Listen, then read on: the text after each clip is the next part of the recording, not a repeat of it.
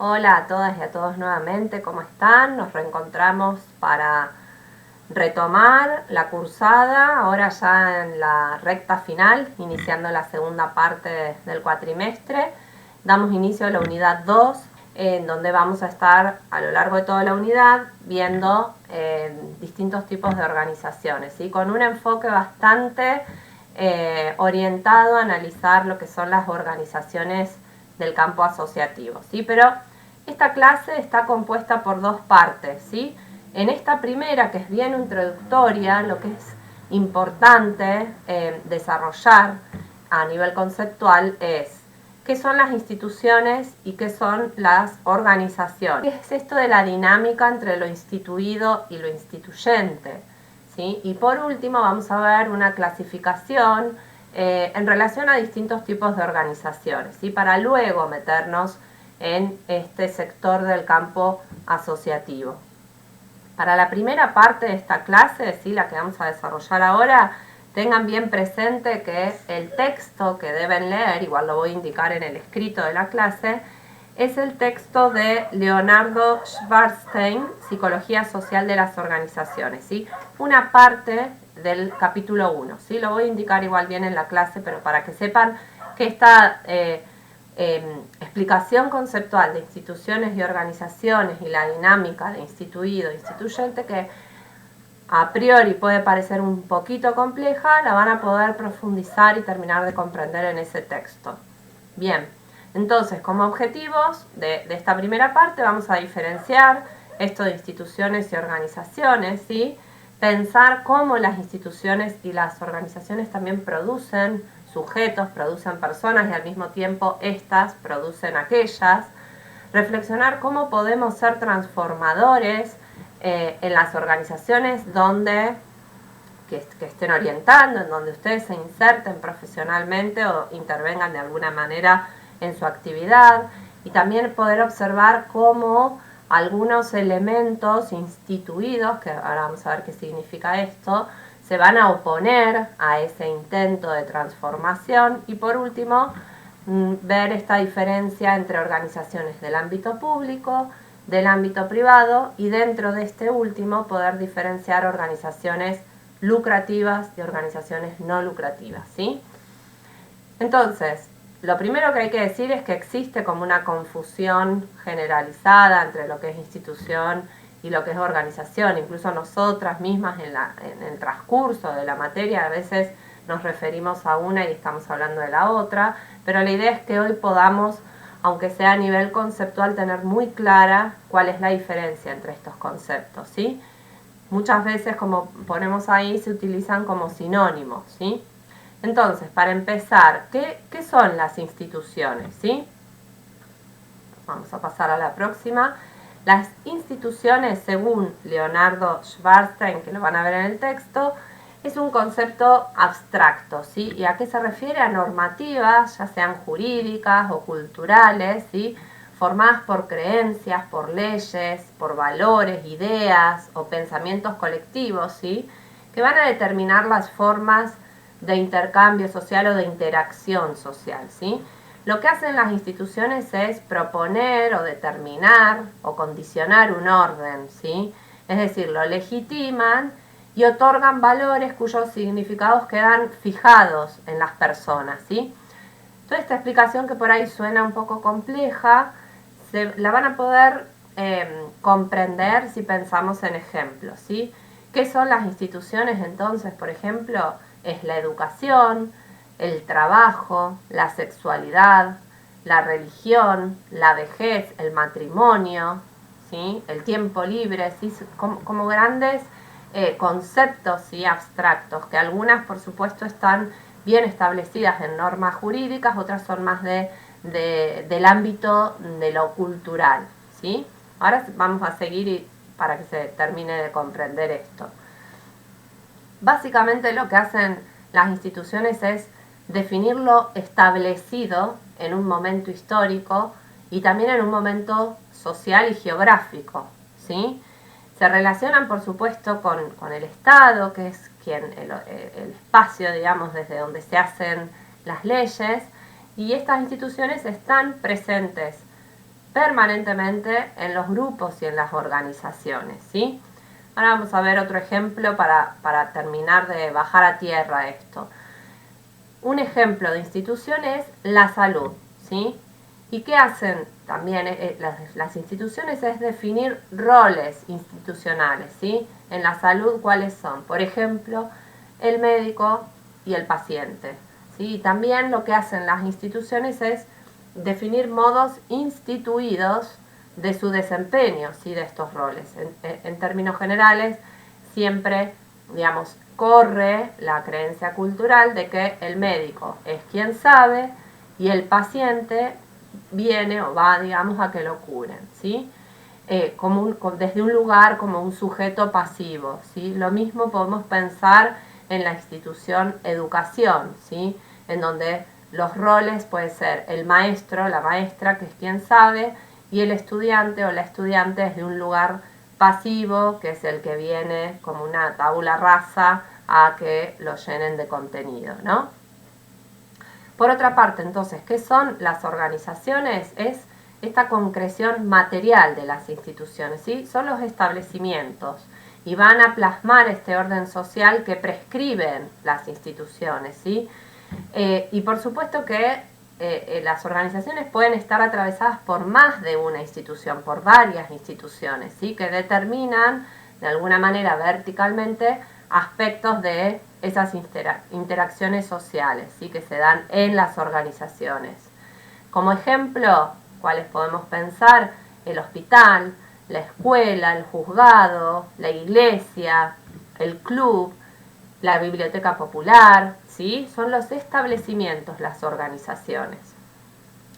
Por ejemplo, en el club, en una organización que es el club, se pueden ver plasmadas varias instituciones, ¿no es cierto? Lo que es el tiempo libre, lo que es la recreación, lo que es también la cultura en general, ¿sí? Entonces, las instituciones y las organizaciones, nos dice Schwarzstein, son superestructuras dinámicas. ¿Por qué superestructuras? Porque están por encima de los individuos y por encima de las personas. Es decir, estaban antes de que las personas se inscriban en ellas, ¿sí? Y van a seguir estando también las instituciones y las organizaciones cuando las personas ya no estén, cuando el individuo ya no esté. ¿Y por qué son dinámicas? Porque no siempre son idénticas, ¿sí? Van cambiando, ¿sí? A lo largo del tiempo, a lo largo de las distintas épocas históricas y también en función de contextos situacionales. Por ejemplo, el matrimonio, ¿sí? La institución matrimonio no va a ser la misma en Argentina 2020 que en China 100 años atrás, ¿se entiende? ¿Sí? A esto nos referimos con esta cuestión de que son superestructuras y que son dinámicas fundamentalmente. Entonces, las instituciones atraviesan a las organizaciones y se disputan en ellas los sentidos y también al mismo tiempo el poder, si hay una cuestión de poder ahí. Entonces, volviendo, repasando y sintetizando, las instituciones son abstracciones, ¿sí? Intentan de alguna manera encorsetar o condicionar a las personas en el terreno de lo instituido, ¿sí? Ahora vamos a ver un poco más qué es esto de lo instituido, ¿sí? Y esto instituido en relación a los saberes, a normas, a creencias, ¿sí? Y no siempre estas instituciones van a estar dispuestas a que las personas se corran de esto que está instituido, ¿sí? Por otro lado, las organizaciones entonces son el sustento material de esas instituciones, ¿sí? Es decir, es el lugar donde las instituciones se materializan y desde donde tienen efectos productores sobre las personas, ¿sí?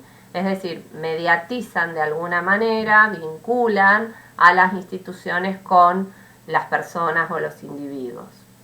Bueno, ahí les digo, como para ir reflexionando, cómo las instituciones, por ejemplo, educación, salud y sexualidad, se meten en la organización escuela y la definen, ¿no? Cómo definen los roles en relación a estas instituciones, ¿sí? Como decíamos antes, el rol de la maestra, el rol del estudiante, bueno, se pueden pensar varias cosas ahí. Entonces, esto que está muy vinculado con la definición de institución y de organización, lo instituido es aquello que está establecido, ¿sí? En un momento y en un lugar determinado. Es decir, van a ser el conjunto de valores y normas dominantes, ¿sí? Así como el sistema de roles que constituyen el sostén de todo orden social. Es decir, lo instituido es una fuerza conservadora, ¿sí? Porque pretende universalidad, perpetuidad y verdad.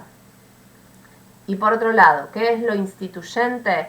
Es un elemento o es una fuerza que permite el cambio social, ¿sí? Es una fuerza de alguna manera que niega o que cuestiona o que va en contra de lo que está instituido, ¿sí? Y cuando esta fuerza instituyente de alguna manera triunfa, como dice ahí entre comillas, es decir, logra el cambio social, se transforma automáticamente en lo instituido, ¿sí? En ese momento se convoca, entonces se va a presentar de alguna manera otra fuerza instituyente, otra fuerza que procure el cambio de lo que está nuevamente instituido, ¿sí? Vamos a ir viendo ejemplos y se va a clarificar un poco esto. Entonces, ¿cómo se produce el cambio social? Resulta de esta dialéctica o tensión, ¿sí? Relación dialéctica entre lo instituido y lo instituyente, ¿sí? La fuerza de lo instituido está cristalizada, ¿sí? La eficacia simbólica de lo que está instituido es cuando queda completamente naturalizado, ¿sí? Esto es así porque siempre fue así. Bueno, no. Esta naturalización en realidad es una construcción social, ¿sí? Las personas se preguntan e interpelan lo instituido apostando a algo nuevo, ¿sí? Desoyendo ciertos determinismos y construyendo proyectos que mejoran su condición de habitabilidad en el mundo, ¿sí? Esto un poco respondiendo a esa pregunta que dice cómo se produce el cambio social, ¿sí? Tiene que ver con estas fuerzas instituyentes. Si nos ponemos a pensar, un ejemplo en relación al lenguaje, ¿no? El lenguaje inclusivo cada vez más se está logrando que se incorpore en un montón de ámbitos, ¿sí? Por ejemplo, acá en el ámbito académico. Bien, continuamos. ¿Cómo se produce el cambio social? Entonces, como dice ahí, ¿no? Militando el deseo, escuchando la necesidad de otras fuerzas instituyentes, ¿sí? Como decía en el ejemplo del lenguaje inclusivo, donde se da desde distintos sectores, distintas personas asumen esos roles de llevar adelante ese cuestionamiento, ¿no? Entonces, cómo se produce el cambio social a través de ese diálogo, ¿sí? A través de ese cuestionamiento hacia lo dado, hacia lo que está establecido, ¿sí? Entonces, por supuesto que en esta transformación social se pone en juego fuertemente una disputa de poder, ¿sí? Bien, esto último ya lo había dicho. Entonces, volviendo y recalcando un poco las organizaciones, son establecimientos, ¿sí? Que tienen una finalidad social determinada y van a estar atravesadas por más de una institución. Y en este atravesamiento, digamos, de las instituciones hacia las organizaciones, se permite comprender cómo determinados modos de hacer y pensar se producen y reproducen en la sociedad, ¿sí? Ejemplo, en el hospital se pueden materializar cuestiones de la institución salud, pero también, que es como la más clara, ¿no? Pero también de la institución trabajo. Entonces eso, por ejemplo, va a condicionar o a determinar de alguna manera cuáles son los salarios, cuáles son los horarios que se establecen en la organización hospital, ¿sí? También va a estar atravesado por la por la institución sexualidad, ¿sí? Es decir, por ejemplo, organizando en el hospital salas para hombres y salas para mujeres. Puede estar también atravesada por la institución religión, por ejemplo, plasmándose en una capilla o en un espacio dentro del hospital para darle lugar a esta institución, ¿sí? ¿Se entiende esta relación? Básicamente, entonces, otra definición de organización es la coordinación racional de actividades entre cierto número de personas que tienen un propósito, un objetivo definido y que para poder llevarlo adelante hay una división del trabajo, de funciones, ¿sí? Hay distribución de responsabilidades y de autoridades, ¿sí? Dándole distinta jerarquía a cada integrante, que como vamos a ver en algunas organizaciones esta jerarquía no implica necesariamente una verticalidad, sino sí más bien distribución de responsabilidades, ¿sí? Ya lo vamos a ver más adelante. Todas las organizaciones comparten tres características básicas. Están conformadas por personas, cuentan con una estructura y tienen una finalidad definida, ¿sí? Como decíamos antes. Y se diferencian de otros tipos de grupos que quizá vimos en la primera unidad, porque existen centros de poder, hay una división clara del trabajo, del poder y las responsabilidades, hay una sustitución del personal, ¿sí? Las personas pueden ser desvinculadas, reemplazadas, y hay una clara estructura de autoridad y de comunicación, ¿sí? Bien, esto es importante. Algunas organizaciones desarrollan una actividad instituyente, ¿sí? Para el cambio de lo instituido. Es decir, un ejemplo, no todas las escuelas, por supuesto, reproducen un rol receptivo pasivo de los estudiantes. Es decir, hay espacio, hay libertad de movimiento para las organizaciones. Y no todas, porque si no todas las escuelas serían lo mismo, aplicarían la institución educación de la misma manera, y eso no se da así, ¿no? Entonces, por esto de que ciertas entidades u organizaciones construyen una identidad singular, particular, que las diferencia, ¿sí? Y de alguna manera, esto lo van a ver un poco más en el texto, pero se constituyen en esto que Schwarzstein llama las organizaciones sujeto, por oposición a las organizaciones objeto, ¿sí? Cuyo orden está determinado externamente por los atravesamientos institucionales. Es decir, las organizaciones sujetos se dan un ámbito y están como basadas en un paradigma de mayor libertad y de construcción propia y no tanto por los determinismos que traen verticalmente las instituciones. Ya para llegar al final y meternos en este último punto de la clasificación de organizaciones, que lo vamos a retomar en la segunda parte, pero una primera gran clasificación. Están las organizaciones de tipo estatal, las organizaciones privadas, ¿sí? Con fines de lucro, y privadas asociativas sin fines de lucro, ¿sí? En las primeras, en tanto objetivo, digamos, hay una búsqueda de una utilidad, de un interés público, ¿cierto? En las privadas con fines lucrativos hay una búsqueda de un fin o de un beneficio económico, de una ganancia, ¿sí? Y en las terceras, privadas asociativas sin fines de lucro, hay una búsqueda del bien común, ¿sí? O un beneficio socioeconómico para sus integrantes, pero no exclusivamente económico, ¿sí? Las estatales están creadas para atender necesidades sociales, regulatorias, normativas, ¿sí? Y están basadas por una lógica de redistribución, ¿sí? Las privadas con fines de lucro surgen para satisfacer necesidades específicas, ¿sí? Mayormente económicas, ¿sí? Como por ejemplo compra y venta de bienes y servicios, están guiadas por una lógica mercantil, ¿sí?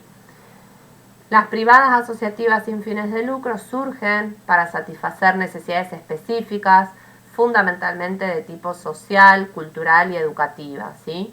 Sin preponderancia de la cuestión económica, ¿sí? Por eso se dice que están guiadas mayormente por una lógica de la reciprocidad.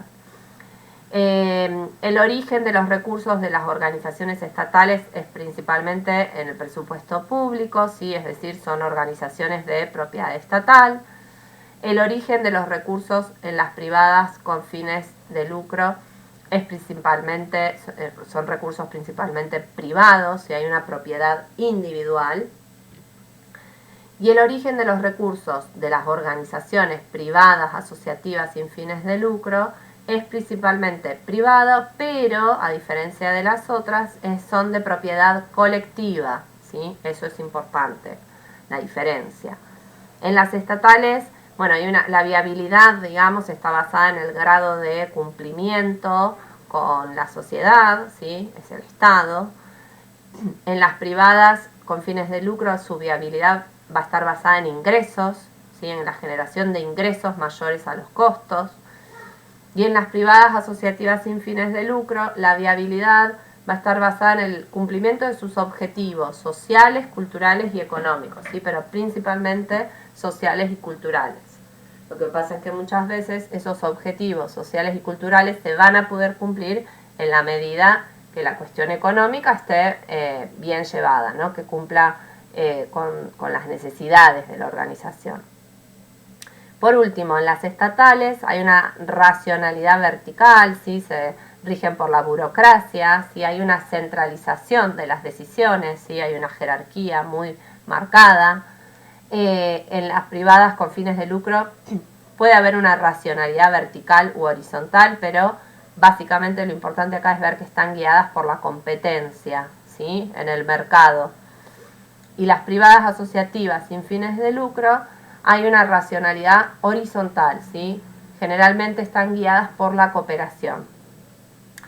No se abrumen que estos conceptos los vamos a seguir viendo en la segunda parte de la clase, sobre todo en esta tercera columna y en algunas siguientes clases también. No van a tener para esta clase una actividad puntual, pero sí les vamos a dejar algunos videos para que miren y en función de esos puedan pensar ejemplos, ¿sí? O reflexionar en función del desarrollo conceptual de la clase. Entonces, la idea es que a partir de esos videos identifiquen alguna institución y organización, piensen en las características de la organización que identificaron, ¿sí? En función de este último cuadro que vimos.